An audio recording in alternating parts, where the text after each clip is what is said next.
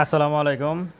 Index আলোচনায় যদি বলতে চাই তাহলে আজকে 933 কোটি টাকার লেনদেন হলো, আর 254টা অ্যাডভান্স, 98টা ডিক্লাইন। মার্কেট আসলে সকাল থেকেই ডাউন ট্রেন্ডে ছিল, যদিও মার্কেট 25 পয়েন্টের মতো প্লাস, কিন্তু মার্কেট যে হাইটা সকালে তৈরি করছিল ওই হাইতে আর কিন্তু কখনো যেতে পারে নাই, এবং এরপরে যে হাইটা সেখানেও কিন্তু মার্কেট আর যেতে পারে নাই। তো আসলে আজকে সেল প্রেশারটা অনেক বেশি ছিল মার্কেটে। যদি আমরা একটু টপে দেখি, আজকে টপে অ্যাপোলো ইস্পাত, ক্রিস্টাল ইন্স্যুরেন্স, মানে বিভিন্ন সেক্টরের কিছু কিছু শেয়ার আজকে হল্টেড হলো। একটা, দুইটা, তিনটা, চারটা, কতগুলো হল্টেড আছে আজকে? প্রায় 9%ও যদি আমি ধরি, 9% ধরলে আমি 16টা শেয়ার হল্টেড আছে। এই 16টা শেয়ারের মধ্যে আইসিবি ছাড়া আমি খুব বেশি আসলে ক্রিস্টাল ইন্স্যুরেন্স আছে, এশিয়াটিক ল্যাবরেটরিজ আছে, আইসিপি ছাড়া আসলে আমি খুব বেশি ভালো কিছু এখানে ভালো শেয়ার যেগুলো আছে এগুলো আমি বলবো না। এগুলো আসলে হল্টেড। হ্যাঁ, এই টাইপের শেয়ারও হল্টেড হতে পারে, অস্বাভাবিক কিছু না, যেহেতু এর আগে ভালো ভালো শেয়ারগুলো হল্টেড হয়েছে, ভালো অনেক উপরে উঠছে।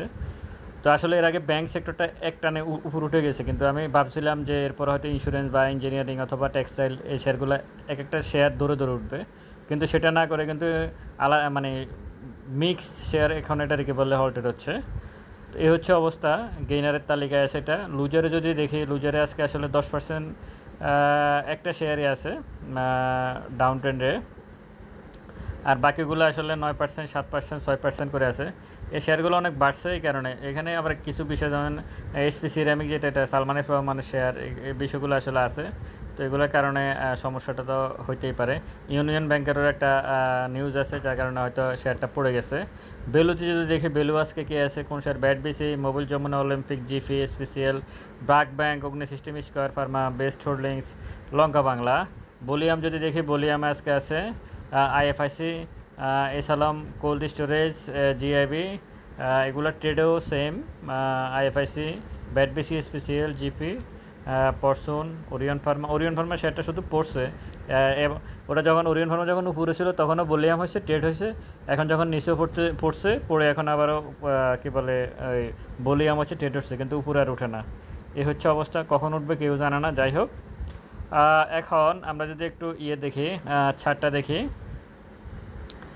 চার্টের মধ্যে আসলে যেটুকু দেখব, চার্টে আসলে আজকে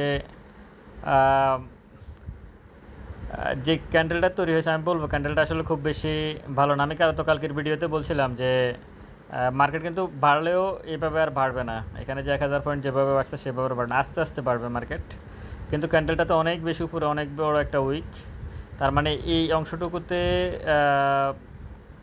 5829 থেকে 5867 ছেষট্টি এইখান পর্যন্তই কিন্তু এই অংশটুকুতে প্রচুর পরিমাণ সেল হয়েছে, সেলাররা অনেক বেশি সেল করছে, যার কারণে আসলে এরকম একটা ক্যান্ডেল তৈরি হয়েছে। তো এখান থেকে গুরুয়ে কিনা এটা বলা মুশকিল। যদি নিচে আরেকটা উইক হইতো, এরকম এরকম না হয়, যদি একটা উইক হইতো তখন হয়তো ধরে নিতাম যে এখানে বায়াররাও অ্যাক্টিভ ছিল। তবে হ্যাঁ, একটা জিনিস সেটা হচ্ছে মুভিং অ্যাভারেজ 14 দিনের যে ভ্যালু, এখনও সে ওইখানে অবস্থান করতেছে, তার উপরে অবস্থান করতেছে। মুভিং অ্যাভারেজ 14 দিনের ভ্যালু হচ্ছে 5786, আর মার্কেটের ভ্যালু হচ্ছে 5829। তো সেই হিসাবে হয়তো পজিটিভ বলা যায়। আর ম্যাকডি অনুযায়ী এখনও বাই সিগন্যাল আসে না, হিস্টোগ্রামের বার অনুযায়ী এখনও বাই সিগন্যাল আসে না। মার্কেট আসলে এখান থেকে আমি মনে করি উপরে আর অন্তত এইটুকু ক্রস করে চলে যাওয়া উচিত, 6000-এর উপরে চলে যাওয়া উচিত মার্কেটকে। যদি 6000-এর আগেই মার্কেট পড়ে যায় তাহলে কিন্তু ডাউন ট্রেন্ডে চলে আসতে পারে।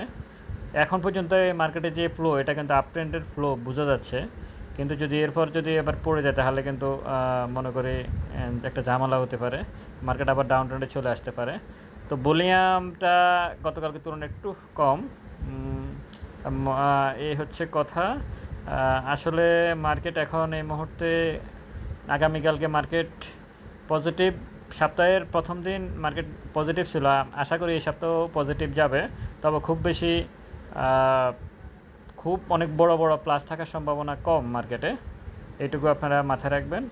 মানে খুব বেশি প্লাস থাকার সম্ভাবনা কম, যেমন আগামীকালকে যদি প্লাসও হয়, খুব বেশি প্লাস হওয়ার সম্ভাবনা কম। আসলে ইন্ডেক্সটা আস্তে আস্তে কী বলো, প্লাসটা আস্তে আস্তে ছোটো হয়ে যাবে। যেমন আজকে 25 হয়েছে, কালকে হয়তো 10-12 হতে পারে, অথবা যদি সেল প্রেশার, বড়দের সেল প্রেশার থাকে তাহলে আরও কমে যেতে পারে। তো আপনারা অবশ্যই আপ ট্রেন্ড মার্কেটে এটা কি বলে অনেক হাই ভলিউমের শেয়ার অথবা অনেক উপরে উঠে গেছে শেয়ার কিনবেন না। ভালো থাকবেন সবাই, আসসালামু আলাইকুম।